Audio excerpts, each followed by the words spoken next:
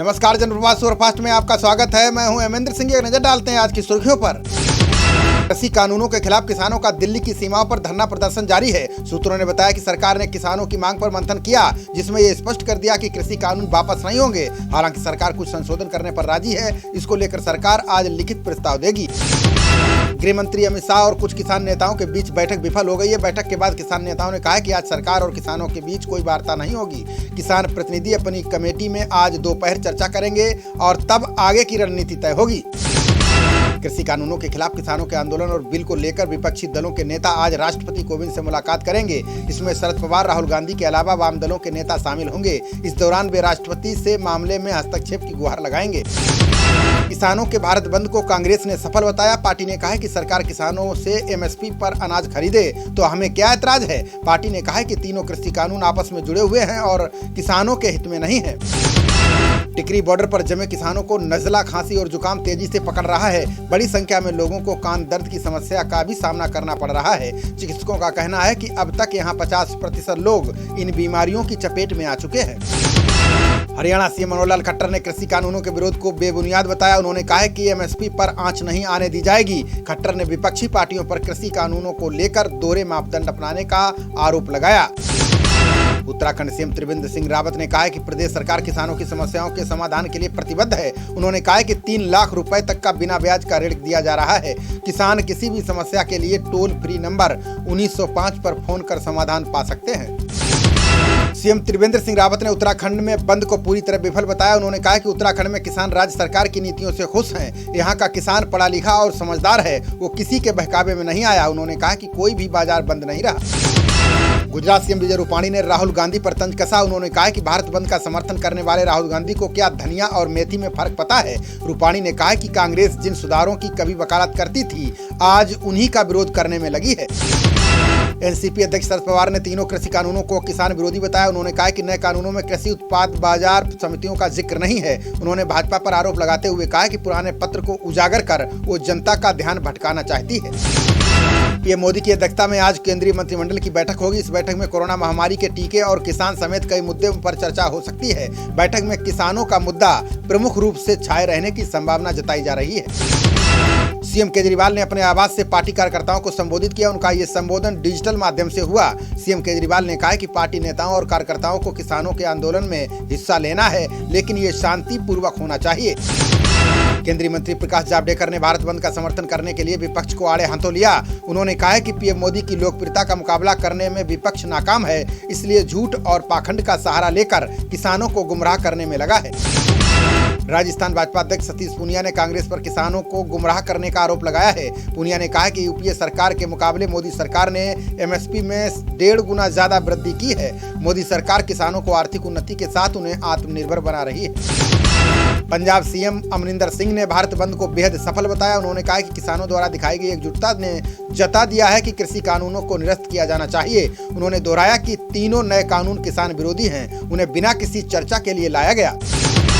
PM Modi ने SAARC के स्थापना दिवस पर दहशतगर्दी का पोषण करने वाली ताकतों को हराने के लिए प्रतिबद्ध होने का आह्वान किया। उन्होंने कहा कि दहशतगर्दी और बवाल मुक्त वातावरण में ही सार्क की पूरी क्षमता का उपयोग किया जा सकता है। कोरोना काल में पीएम मोदी के लाइट लैंप के ट्वीट ने राजनीति में रिकॉर्ड बना लिया है। पीएम मोदी का अच्छे स्वास्थ्य की उम्मीद के साथ दीप जलाने का अनुरोध करने वाला किया गया ट्वीट 1,18,000 से भी ज्यादा बार रिट्वीट किया गया।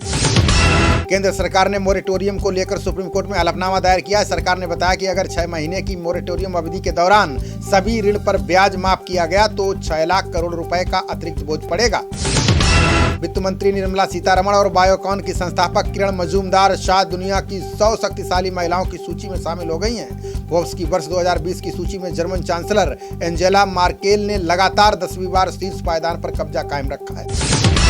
बीजेपी अध्यक्ष जेपी नड्डा 2 दिवसीय दौरे पर आज पश्चिम बंगाल पहुंच गए। वो अपने दौरे की शुरुआत सीएम ममता बनर्जी विधानसभा क्षेत्र भवानीपुर में डोर टू डोर कैंपेन से करेंगे। इसके बाद नड्डा डायमंड हार्बर जाएंगे, जो ममता के भतीजे अभिषेक बनर्जी का संसदीय क्षेत्र है।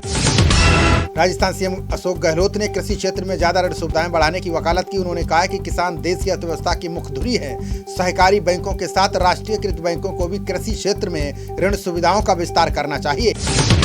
नीति आयोग के सीईओ अमिताभ कांत ने बताया कि पिछले 6 महीने में देश की प्रौद्योगिकी कंपनियों में 38 अरब डॉलर का निवेश आया है। TIEE ग्लोबल समिति में कांत ने कहा है कि भारतीय स्टार्टअप परिवेश में 55,000 से अधिक स्टार्टअप का गठन हुआ है। सीएम त्रिवेंद्र सिंह की अध्यक्षता में आज उत्तराखंड मंत्रिमंडल की बैठक होगी, जिसमें उच्च शिक्षण संस्थानों को खोलने पर निर्णय लिया जा सकता है। लॉकडाउन के बाद से ही प्रदेश में उच्च शिक्षण संस्थान बंद हैं। सरकार ने 10वीं व 12वीं के छात्रों के लिए ही स्कूल खोले हैं।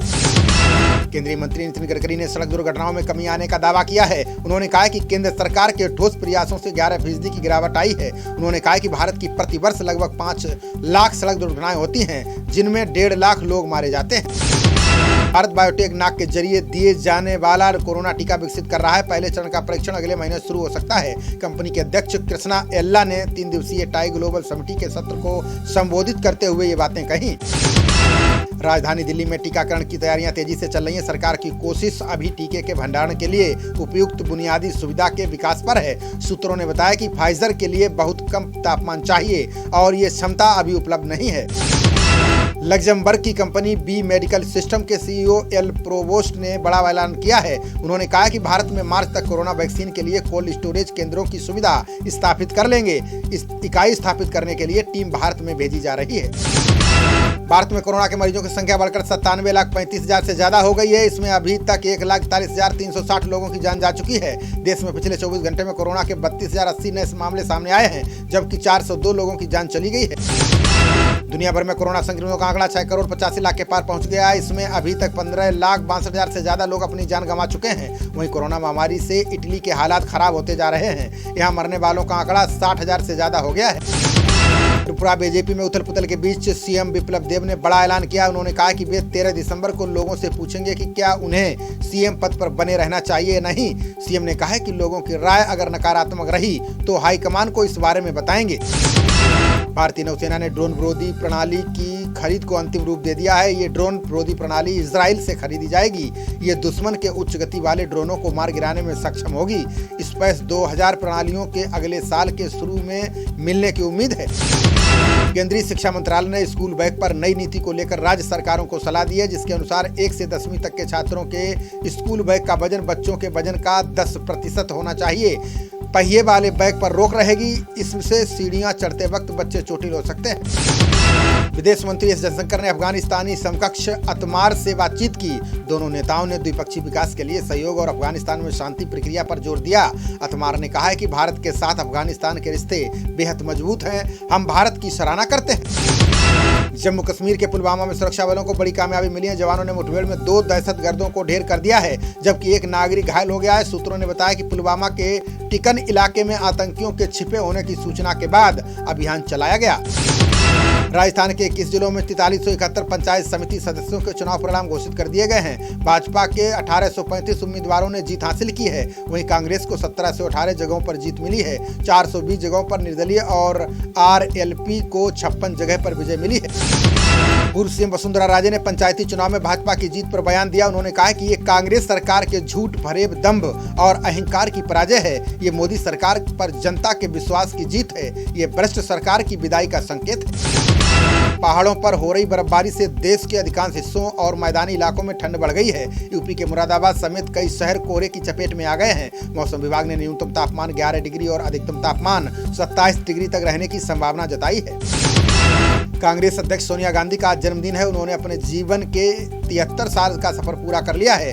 हालांकि सोनिया गांधी ने किसान आंदोलन और कोरोना महामारी के चलते पार्टी कार्यकर्ताओं से जन्मदिन नहीं मनाने की अपील की है।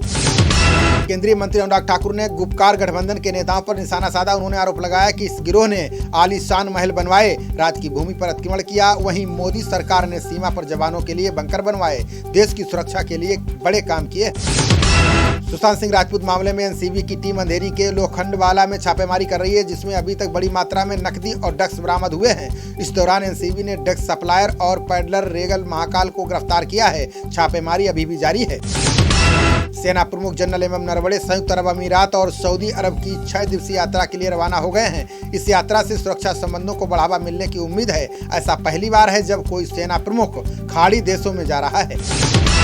टीआरपी मामले में अर्नब गोस्वामी ने बॉम्बे हाईकोर्ट में याचिका दायर की है। अर्नब ने कोर्ट से मांग की है कि टीआरपी मामले में मुंबई पुलिस की जांच पर रोक लगाई जाए। बता दें कि मुंबई पुलिस ने टीआरपी फर्जीवाड़ा मामले में अर्नब के कई सहयोगियों को गिरफ्तार किया है। दिल्ली के साकेत कोर्ट में कुतुब मीनार परिसर में बनी मस्जिद पर याचिका दायर की गई है। इसमें दावा किया गया कि इस मस्जिद को 27 हिंदू और जैन मंदिरों को तोड़कर बनाया गया था। इसके सबूत इतिहास में दर्ज हैं, इसलिए मस्जिद की जगह पर फिर से मंदिरों को स्थापित किया जाए। दिल्ली के तीनों महापौर ने केजरीवाल के आवास के बाहर धरना दिया। इन नेताओं ने कहा है कि दिल्ली सरकार पर निगमों का 1300 करोड़ रुपए का बकाया है, इसे जल्द जारी किया जाए। नेताओं ने कहा कि महापौरों के साथ बैठक से बचने के लिए केजरीवाल नजरबंदी का नाटक कर रहे हैं। एशियाई विकास बैंक भारत को $30 करोड़ यानी 2200 करोड़ रुपए का कर्ज देगा। इस कर्ज से शहरी क्षेत्रों में प्राथमिक स्वास्थ्य देखभाल व्यवस्था को सुदृढ़ बनाया जाएगा। स्वास्थ्य सेवाओं में सुधार से 26 करोड़ शहरी आबादी को लाभ होने की उम्मीद है। जबलपुर केंद्रीय आयुध डिपो से हथियारों के पुर्जों की चोरी के मामले में एनआईए ने तस्कर को गिरफ्तार किया है। एनआईए ने बताया कि राजीव रंजन सिंह को बिहार के मुंगेर में दबोचा गया है। इसके पास से AK-47 सीरीज के 3 हथियार बरामद किए गए हैं। दिल्ली हाईकोर्ट ने राजमार्ग घोषित करने के मामले में आदेश दिया है। कोर्ट ने कहा कि किसी भी मार्ग को राजमार्ग घोषित करने, निर्माण करने और उसके रखरखाव के लिए पर्यावरण की मंजूरी लेना जरूरी नहीं है। इसके अलावा भूमि अधिग्रहण के लिए भी मंजूरी की जरूरत नहीं है। ट्रांसपेरेंसी इंटरनेशनल इंडिया ने 4 राज्यों पर अपनी रिपोर्ट जारी की है। इसमें कहा गया है कि बिहार, मणिपुर, ओडिशा और तमिलनाडु ने लोकायुक्त के न्यायिक और गैर न्यायिक सदस्यों को नियुक्त किया है। इसके अलावा कोई नियुक्ति नहीं की है, लेकिन नियुक्ति की प्रक्रिया को जारी रखा जाएगा। ऑस्ट्रेलिया ने तीसरे और अंतिम T20 मैच में भारत को 12 रन से हरा दिया है। इस जीत के साथ ही 3 मैचों की T20 सीरीज भारत के पक्ष में 2-1 से खत्म हुई। इस पहले बल्लेबाजी करते हुए ऑस्ट्रेलिया ने 20 ओवर में 5 विकेट पर 186 रन बनाए। जवाब में भारत 174 रन ही बना सका। मैन ऑफ द सीरीज रहे ऑलराउंडर हार्दिक पांड्या ने भारत लौटने की इच्छा जताई है। पांड्या ने मैच के बाद मीडिया से बात करते हुए कहा कि मैंने अपने बच्चे को 4 महीने से नहीं देखा है, इसलिए मैं कुछ समय परिवार के साथ बिताना चाहता हूँ। खबरों का सिलसिला जारी रहेगा। देखते रहिए जनप्रवाद। नमस्कार।